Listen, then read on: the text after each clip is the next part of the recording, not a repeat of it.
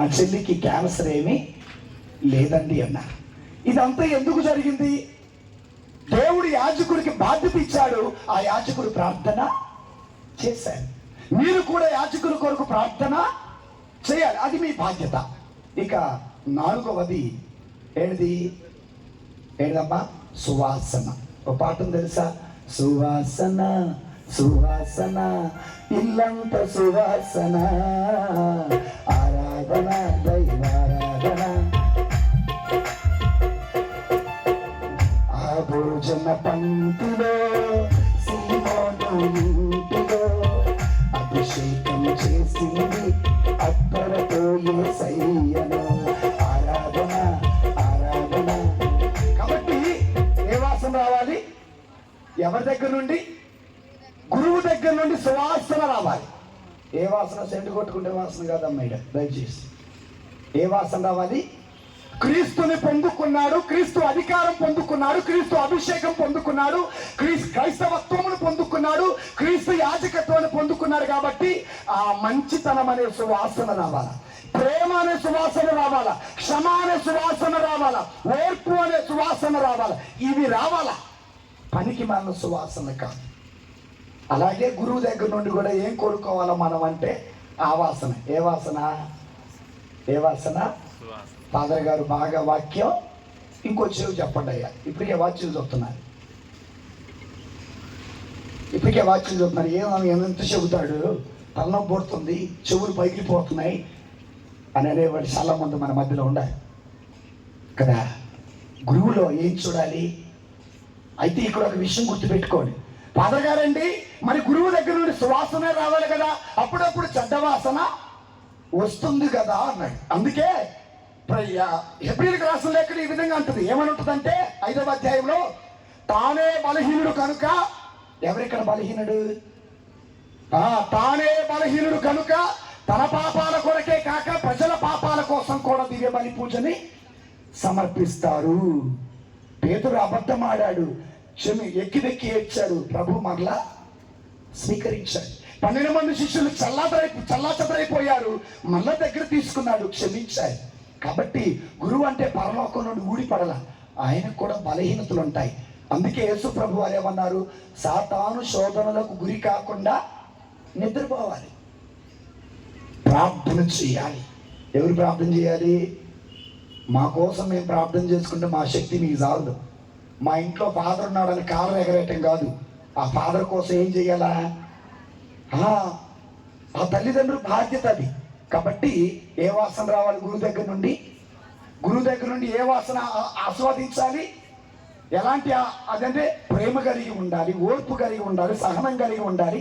అందుకే అమర్యాదగా నడువనిది, అపకారం చేయనిది, అన్నిటినీ ఓర్చునది, అన్నిటినీ చాలునది, స్వప్రయోజనం చూచుకొననిది, సత్పరమే కోపపడనిది, మత్సరపడనిది, దండము లేనిది, ఉప్పొంగనిది, ప్రేమ ఒక్కటి. ప్రేమే జగతికి మూలం, ప్రేమే దైవ స్వరూపం, ప్రేమే నిత్య జీవం, ఆ ప్రేమే మోక్ష మార్గం. మన కోసం వచ్చే గురువు మోక్షానికి నడిపించే గురువు కాదా అని తెలుసుకోవాలి.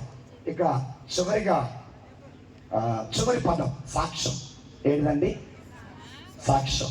ఉపోద్ఘాతంలో ప్రమిళ సిస్టర్ గారు చెప్పారు, ఇక్కడ ఒక సాక్ష్యం ఉంది. వాళ్ళమ్మ వాళ్ళ నాన్న ఓ సాక్ష్యం, తన జీవితం ఓ సాక్ష్యం, తన తల్లి ఒక సాక్ష్యం. మంచిదే, తప్పుడే.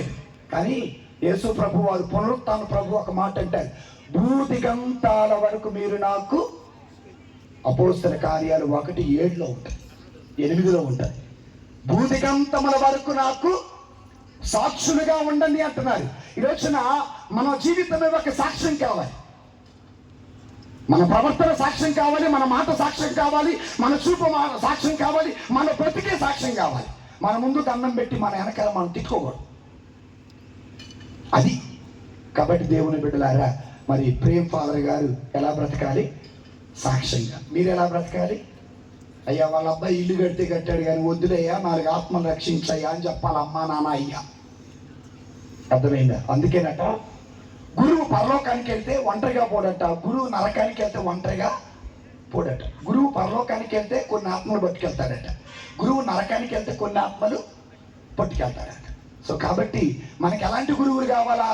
పరలోకానికి నడిపించే గురువులు. వాళ్ళు చెప్పే మాటలు మీరు కూడా వినాలి. ఆ సాంలో మాటలు ఇలా చెప్పకూడదు, ఈ సాంలో మాటలు ఆడ చెప్పకూడదు. ఫస్ట్ ఉండేది మనమే. మళ్ళీ పూజకి రాలేదు తగ్గు పడతారు బాగా. సో కాబట్టి దేవుని బిడ్డలారా, ఈ 5 పదాలు గుర్తుపెట్టుకోండి. 1 కృతజ్ఞత, 2వది దివ్య బలి, పూజ అనలా నేను, దివ్య బలి. 3వది ప్రార్థన, పూజ, ప్రార్థన, ఆరాధన, నానార్థాలు. 4వది సువాసన. 5వది పితా పుత్ర పరిశుద్ధాత్మ నామమున ఆమేన్. అందరం లేచి నిలబడదాం.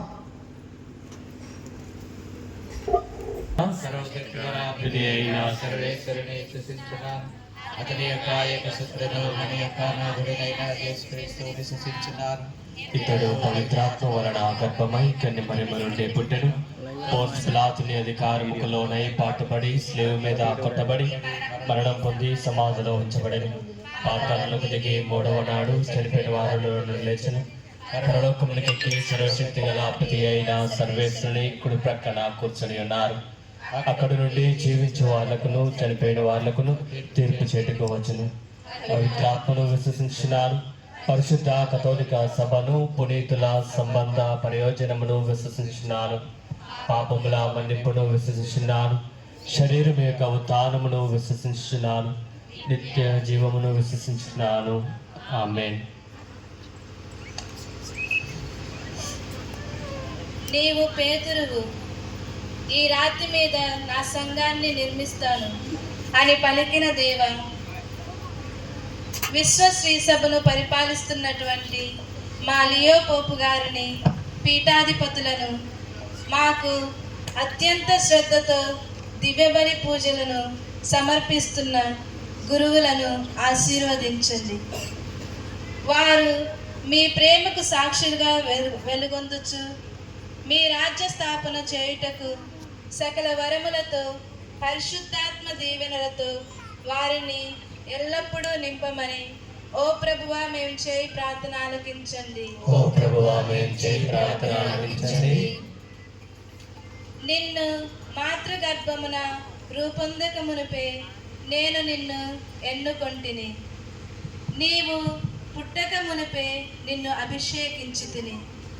నిన్ను జాతులకు ప్రవక్తగా నియమించితిని అని పలికిన విధముగా గురుశ్రీ ప్రేమ కుమారు గారిని నూతన గురువులుగా అభిషేకించి నవ సమాజానికి ఒక యాజకునిగా పంపినందులకు మీకు కృతజ్ఞతలు తెలుపుతూ, మరి ఈనాడు తన యొక్క మొదటి కృతజ్ఞత బలి పూజను సమర్పిస్తుండగా వారిని దీవించండి. ఇక ముందు రానున్న రోజులలో కూడా మీ పరిచర్యలు మీ చిత్తానుసారముగా నడిపింపమని, ఆయురారోగ్యములు దయచేసి పరిశుద్ధాత్మ వరాలతో నింపి మీ దివ్య వాక్కును ప్రపంచ నలుమూలల చాటి చెప్పే భాగ్యాన్ని దయచేయమని